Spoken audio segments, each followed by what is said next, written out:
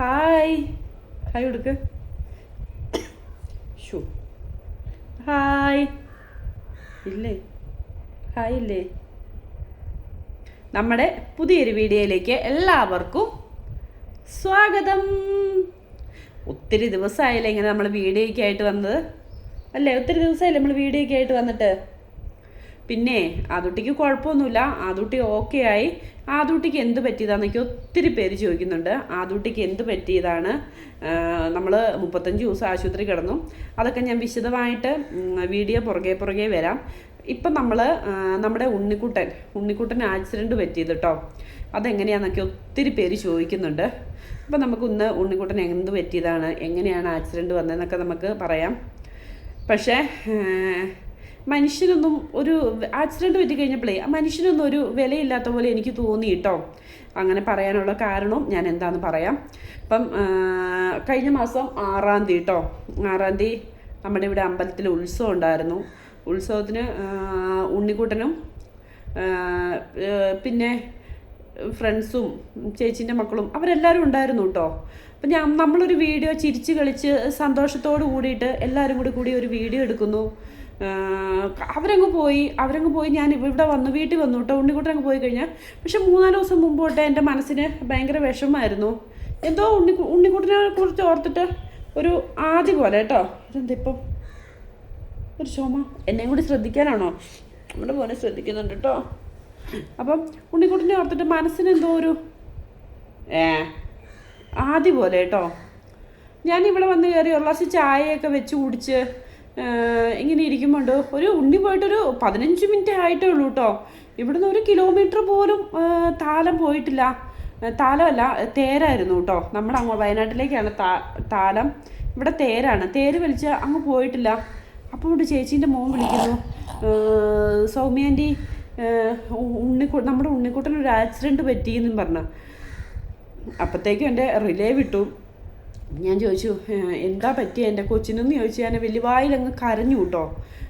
എന്താ പറ്റിയ എൻ്റെ മോനെന്ന് ചോദിച്ചാൽ വലിയവായി ഞാൻ കരഞ്ഞ്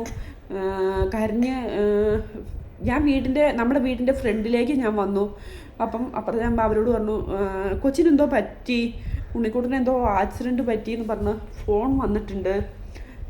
എന്താ പറ്റിയെന്ന് എനിക്കറിയത്തില്ല, പക്ഷെ എനിക്ക് ആശുപത്രി പോകണമെന്ന് പറഞ്ഞപ്പോഴേ അവരവിടുന്ന് വണ്ടി എടുത്തു കേട്ടോ. അവിടെ പോകണമെന്ന് പറഞ്ഞപ്പോഴേ അവർ വണ്ടി എടുത്തു. അപ്പോൾ ഞാൻ ചെല്ലുവാണ്. ഞാൻ ചെന്ന് കഴിഞ്ഞപ്പോൾ ഉണ്ട് അതിൻ്റെ പുറത്ത് മൊത്തം പോലീസുകാർ നിൽക്കുന്നു. അതിൻ്റെ പുറത്ത് ചെന്നപ്പോൾ തൊട്ട് മൊത്തം പോലീസുകാർ നിൽക്കുന്നു.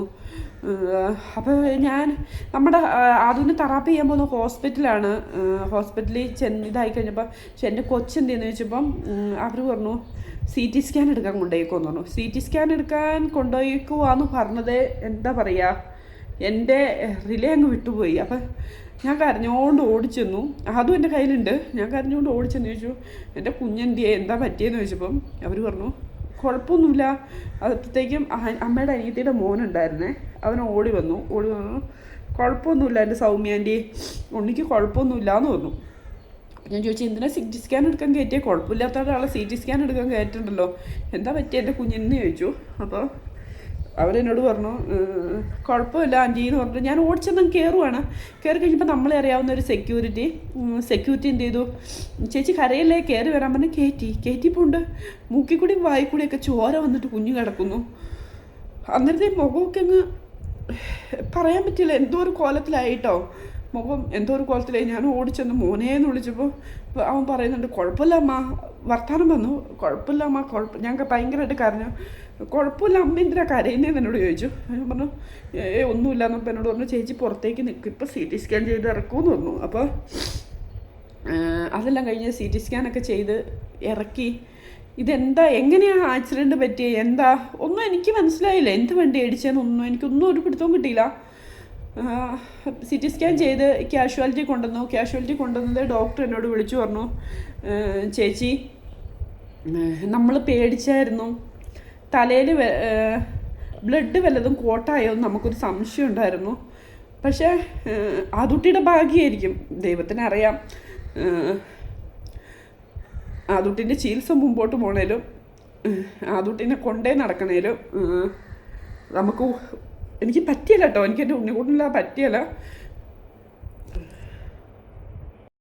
നമ്മുടെ ചികിത്സ മുമ്പോട്ട് പോകണേലും എൻ്റെ കൂടെ വലം കൈയും ഇടം കൈയും എന്നൊക്കെ പറഞ്ഞ് നമ്മുടെ ഉണ്ണിക്കുട്ടനാണ്.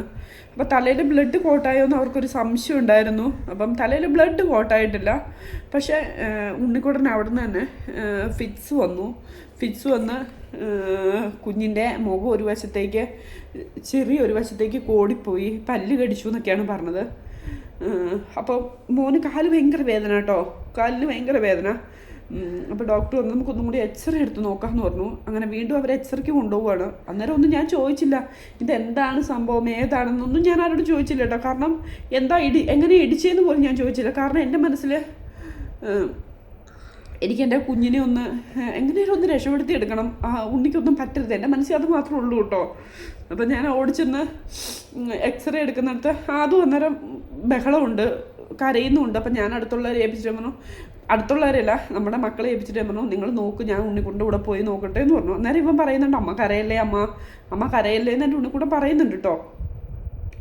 അങ്ങനെ എക്സ്റേ എടുത്ത് തിരിച്ചു വന്നപ്പോൾ ഡോക്ടറിനോട് പറഞ്ഞു ചേച്ചി ബ്ലഡ് കോട്ടാകാത്തതുകൊണ്ട് പ്രശ്നമില്ല, കാലിനും കൈക്കൊന്നും ഒരു പ്രശ്നമില്ല, പക്ഷേ ഇവിടെ ഒരു പൊട്ടലുണ്ട്, പിന്നെ മൂക്കിനും ഒരു പൊട്ടലുണ്ട് എന്ന് പറഞ്ഞു. പല്ല് മൊത്തം ഇവിടുന്ന് 5 പല്ല് മരച്ചു പോയി കേട്ടോ അന്നേരം തന്നെ. അപ്പോൾ അവൻ പറഞ്ഞു എൻ്റെ പല്ല് മരച്ചു പോയി എന്ന് പറഞ്ഞു. പല്ല് വരച്ചു പോയിട്ട് അത് ഓക്കെ ആയി വരുന്നില്ല എന്ന് പറഞ്ഞു.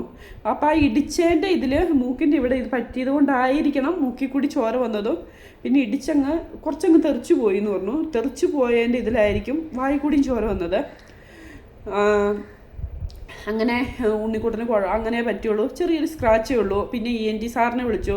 അവർ ENT സാറിനെ വിളിച്ച് കഴിഞ്ഞപ്പം ഞാനും വിളിച്ചു കേട്ടോ. ഞാനും വിളിച്ച് കഴിഞ്ഞും ഞാൻ സാറിനോട് ചോദിച്ചപ്പോൾ സാറിനോട് പേടിക്കണ്ട, പക്ഷേ നമുക്ക് വേറെ ഒരു നെക്സ്റ്റ് ഇത് സാർ ലീവായതുകൊണ്ട് ഇതെന്താണ് എങ്ങനെയാണെന്ന് അറിയാം, നമുക്ക് വേറൊരു ഹോസ്പിറ്റലിൽ കാണിക്കണം, അത് പല്ലിൻ്റെ എന്തോ ഒരു വലിയൊരു സർജനെ എങ്ങാനും കാണിക്കണം എന്ന് പറഞ്ഞു. അപ്പം ഞാൻ പറഞ്ഞു ആയിക്കോട്ടെ എന്ന് പറഞ്ഞു. അപ്പം അന്ന് ഉണ്ണീനെ അവിടെ അഡ്മിറ്റ് ആക്കാമെന്നും പറഞ്ഞ് ഉണ്ണീനെ അവർ ഒബ്സർവേഷനിൽ വെച്ചുകൊണ്ടിരിക്കുമ്പോൾ, പിന്നെ അതുമല്ല ഹോസ്പിറ്റലിൽ വരുമ്പോൾ ഉണ്ണിക്കുട്ടന് ബോധമില്ല.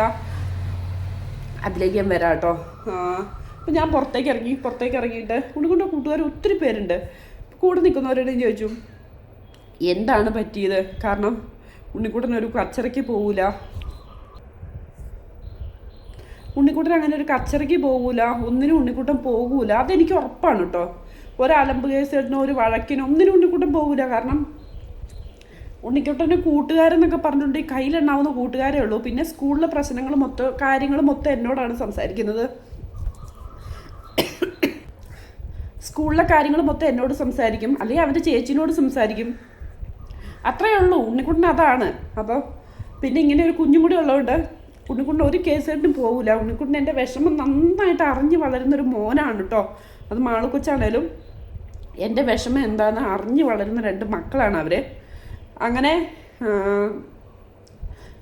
ഞാൻ പുറത്തേക്ക് ഇറങ്ങുമ്പോൾ ചോദിച്ചു. അന്നേരം എന്നോട് പറഞ്ഞു ഞങ്ങൾ നടന്നു പോയിക്കൊണ്ടിരുന്നപ്പം ഇരുട്ടത്ത് ഒരു വണ്ടി വന്നു, ഒരു ബൈക്ക് വന്നു, അതിന് ലൈറ്റൊന്നും ഇല്ലായിരുന്നു. ഉണ്ണിക്കുട്ടൻ റോഡ് സൈഡിൽ കൂടി പോയി, വണ്ടി വന്ന് ഇടിച്ചങ്ങ് തെറിപ്പിച്ചു കഴിഞ്ഞു. കൊച്ചു കുറേ ദൂരത്തേക്ക് തെറിച്ചു പോയി. അന്ന് ഇയാളും തെറിച്ചു വീണു. കൊച്ചു തെറിച്ചു പോയ വഴിക്കാണ് അവന് ഫിറ്റ്സ് വന്ന് പല്ലൊക്കെ കടിച്ചു പോയത്. അങ്ങനെ ഉണ്ണിക്കുട്ടൻ്റെ ബോധം പോയി. അന്നേരം തന്നെ അവൻ്റെ ബോധം ഇല്ലാതായിപ്പോയി, അവൻ അനങ്ങുന്നില്ല എന്ന് പറഞ്ഞു. ഇയാൾ അവിടെ വീണും കിടന്നു. ഇവിടെ ഒരു ഉത്സവത്തിന് നടക്കുന്ന സമയമായിരുന്നു. അന്നേരം എന്ത് ചെയ്തു, ഇയാൾ എണീക്കുമല്ല. അതാ ഞാൻ പറഞ്ഞത്, മനുഷ്യജീവന് ഒരു വിലയില്ല കേട്ടോ. ഉണ്ണി എണീറ്റ് ഉടനെ എന്ത് ചെയ്തു, വണ്ടി അങ്ങ് പോയിട്ട് പോവുകയും ചെയ്തെന്ന് പറഞ്ഞു. ഉണ്ണിയല്ല അയാളെ പിടിച്ച് എഴുന്നേപ്പിച്ച ഉടനെ അയാൾ വണ്ടി എടുത്ത് അയാൾ മാന്യമായിട്ട് അങ്ങ് പോയി. ഈ ഉത്സവം ആയതുകൊണ്ട് ആരും ഇല്ലായിരുന്നു, കുറഞ്ഞ ആൾക്കാരെ ഉണ്ടായിരുന്നുള്ളൂ. അപ്പോൾ ഈ പിള്ളേർ നമ്പറും നോക്കിയിട്ടില്ലായിരുന്നു. ഇയാൾ മാന്യമായിട്ട് കൊച്ചിനെ ഇടിച്ചിട്ടു. ഇയാൾക്ക് അബദ്ധമാണെന്ന് മനസ്സിലായി, ഇയാൾ പോവുകയും ചെയ്തു കേട്ടോ. ഒന്നും വേണ്ടായിരുന്നു കേട്ടോ, അയാളൊന്നും നമുക്ക് തരുവാൻ വേണ്ട, ഒന്നും ചെയ്യണ്ട. പക്ഷേ അയാൾക്കും ഉണ്ടാവില്ലേ വീട്ടിൽ, മക്കളും എല്ലാവരും ഉണ്ടാവൂലേ. ഒരു കുഞ്ഞിനെയല്ലേ, 10-14 വയസ്സല്ലേ, 15 വയസ്സല്ലേ ഉള്ളൂ. ഒന്ന് ഇടിച്ച് തെറിപ്പിച്ചിട്ട് കഴിയുമ്പോൾ എന്താണ് പറ്റിയത്, എങ്ങനെയാണ്, ഒരു മര്യാദയില്ലേ. നമ്മളൊരു ആശുപത്രിയിൽ നമുക്ക് അയാൾ കുടിച്ചിട്ടും ഉണ്ടായിരുന്നെന്നാണ് പറഞ്ഞത്. അങ്ങനെ കുടിച്ചിട്ടുള്ള ഒരാൾ വണ്ടി ഓടിച്ചു വരുമ്പം ഒരു മര്യാദയില്ലേ. ഒന്ന് ഇടിച്ച് തെറിപ്പിച്ച് കഴിയുമ്പം എന്ത് പറ്റി. നാളെ ഒരു കാലത്ത് അയാളുടെ വീട്ടിലുള്ളവർക്ക് ഈ അവസ്ഥ വരുന്നെങ്കിലും ഇവരിങ്ങനെ ഇട്ടിട്ട് പോയാൽ സഹിക്കുമോ? അപ്പം തന്നെ പോലീസ് കേസായി കേട്ടോ. പോലീസ് കേസായി. അങ്ങനെ ആണ് ഉണ്ണിക്കുട്ടനെ ഒരു കുറച്ച് കാറുകൾക്ക് കൈ നീട്ടി, കാറ് നിർത്തിയില്ല എന്ന് പറഞ്ഞു. അത് ഈ ഉത്സവപറമ്പായിട്ട് പിള്ളേർ വെള്ളം അടിച്ചിട്ടാണെന്ന് വിചാരിച്ചിട്ടുണ്ടാവും കൈ നീട്ടുമ്പോഴേ, മറ്റേ ഇങ്ങോട്ട് അട്ടപ്പാടി ഏരിയ അല്ലേ, അങ്ങനെ വിചാരിച്ചിട്ടുണ്ടാവും. അപ്പോൾ എക്സൈസുകാർ വന്നു. എക്സൈസുകാരുടെ വണ്ടിക്ക് കൈ നീട്ടി, അവർ പെട്ടെന്ന് ചവിട്ടി നിർത്തിയെന്ന് പറഞ്ഞു. അന്നേരം എക്സൈസുകാരോട് പറഞ്ഞു ഇങ്ങനെ പോലെ ആക്സിഡൻറ്റ് പറ്റിയെന്ന് പറഞ്ഞപ്പോൾ വണ്ടി നിറച്ച ആളായിരുന്നെന്ന് അവരൊരു ഓട്ടോയ്ക്ക് കയറ്റി വിട്ടു. ആ എക്സൈസുകാരാണ് പുറത്ത് മൊത്തം നിന്നത് കേട്ടോ. പുറത്ത് മൊത്തം നിന്നത് ആ എക്സൈസുകാരാണ്. ഞങ്ങളവിടെ ചെന്ന് കഴിഞ്ഞപ്പോഴാണ് എക്സൈസുകാരൊക്കെ പോയത്. അടുത്തുള്ളവരൊക്കെ വന്നായിരുന്നു എക്സൈസുകാരൊക്കെ പോയത് കേട്ടോ. അപ്പോൾ എനിക്ക് മനസ്സിലാവാത്ത എന്നാണെന്നറിയാമോ, നമ്മൾ ഒരാളുടെ കയ്യിൽ നിന്ന് ഒരു തെറ്റ് പറ്റി, ഒരു കൊച്ചിനെ വണ്ടി ഇടിച്ച് തെറിപ്പിച്ചു. ഒരു മനസാക്ഷി എന്ന് പറഞ്ഞതില്ലേന്ന് ഞാൻ ചിന്തിക്കുന്നത്. ഒന്ന് പൊക്കൂടെ എന്ന് ചോദിച്ചത്, കൊച്ചിൻ്റെ കൂടെ ഒന്ന് ആശുപത്രി പോയിട്ട് അറിയാതെ പറ്റിയതാണ്. നമുക്കൊന്നും വേണ്ട, ഒന്നും വേണ്ട, അവൻ്റെ ചികിത്സാ ചിലപ്പോൾ ഒന്നും വേണ്ട. പക്ഷേ എനിക്ക് അന്നേരം തൊട്ട് മനസ്സിനൊരു വാശിയാണ് കേട്ടോ. കാരണം കുഞ്ഞിനെ ഇങ്ങനെ ഇടിച്ച് തെറിപ്പിച്ചിട്ടിട്ട് അത് ശരിയല്ലല്ലോ. ഇടിച്ച് തെറിപ്പിച്ചിട്ട് അങ്ങ് പോകുക എന്ന് പറഞ്ഞിട്ടുണ്ടെങ്കിൽ അത് ശരിയായ കാര്യമല്ലല്ലോ. അപ്പം കേസാണ്, ഇപ്പം കേസ് കൊടുത്തേക്കുവാണ്. പോലീസ് അന്വേഷിക്കുന്നുണ്ട്, CCTV ഒക്കെ എടുത്തിട്ടുണ്ട്. പക്ഷെ അതിനകത്ത് തെളിഞ്ഞിട്ടില്ല. പക്ഷെ അവരവരുടെ പരമാവധി ശ്രദ്ധിക്കുന്നുണ്ട്. ഇപ്പം CCTV എടുത്തിട്ടുണ്ട് കേട്ടോ. പിന്നെയെന്ന് പറഞ്ഞിട്ടുണ്ടെങ്കിൽ ഉണ്ണിക്കുട്ടനെ ഇവിടുന്ന് റെഫർ ചെയ്ത് നമ്മൾ കൊണ്ടുപോയത് മണ്ണാർക്കാടാണ്. മണ്ണാർക്കാട് മദർ കെയർ ഹോസ്പിറ്റലിലേക്കാണ് പോയത്. എൻ്റെ ഒരു ഫ്രണ്ടിൻ്റെ വണ്ടിയുണ്ട്, അവളുടെ ഹസ്ബൻഡാണ് വന്നത്. അവിടെ കൊണ്ടുപോയി ഉണ്ണിക്കുട്ടന് വന്നപ്പോൾ മുഖമൊക്കെ നീരായിരുന്നു, വർത്താനം പറയാൻ പറ്റാത്ത സാഹചര്യമായിരുന്നു. അവിടെ കൊണ്ടുപോയി കഴിഞ്ഞപ്പം പറഞ്ഞു ഇവിടുത്തെ ഒരു പൊട്ടലുണ്ട്. ഇപ്പോൾ ഉണ്ണിക്കുട്ടന് ഓൾറെഡി മൂക്കിന് പാലം വളഞ്ഞിരിക്കുവാണ്, പൊട്ടൽ കാര്യമാക്കണ്ടെന്ന് പറഞ്ഞു. പിന്നെ പറഞ്ഞതെന്നാന്ന് വെച്ചിട്ടുണ്ടെങ്കിൽ ഇവിടെ ഈ പൊട്ടലുള്ളതുകൊണ്ട് ഈ ഞരമ്പിന് നല്ല ചതവ് പറ്റി. അത് എല്ലിൻ്റെ ഉള്ളിലേക്ക് കയറി പോയിട്ടുണ്ടെങ്കിൽ പല്ലിന് മരപ്പ് വരും. ആ മരപ്പ് മാറണമെങ്കിൽ നമ്മളൊരു ഓപ്പറേഷൻ ചെയ്യണം. ഇവിടെ ഓപ്പറേഷൻ ചെയ്ത് അത് നമ്മൾ പൊന്തിക്കണം. പക്ഷെ പൊന്തിക്കുമ്പം ഇവിടെ ഒരു പ്ലേറ്റ് വെച്ചാണ് പൊന്തിക്കുന്നത്.